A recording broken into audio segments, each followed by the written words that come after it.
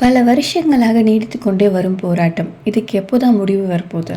1948 ஆங்கிலேயர்கள் ஆட்சியில இருந்து விடுதலை அடைந்த மியான்மர், அந்த காலத்துல உள்ள பர்மா, கொஞ்ச நாள்லயே ஜனநாயகத்தை இழந்து ராணுவ ஆட்சிக்குள்ளார போகுது. மக்கள் தன்னுடைய உயிரை கையில பிடிச்சிட்டு பங்களாதேஷ்க்கு இடம் பெயர்ந்திருக்காங்க. 20 மில்லியனுக்கும் அதிகமான மக்கள் உதவியை நாடுறாங்க. 15 மில்லியனுக்கும் அதிகமான மக்களுக்கு சரியான உணவு கிடைக்கிறது கிடையாது. இந்த சூழ்நிலையில தான் 2 வருஷங்கள்ல இல்லாத ஒரு மிகப்பெரிய பூகம்பம் மியான்மர்ல நடந்திருக்கு. மியான்மர்ல அப்படி என்னதான் நடந்துட்டு இருக்கு? ஏன் பல உலக நாடுகள் இதை எதுவுமே கண்டுக்காம வாய மூடிட்டு இருக்காங்க?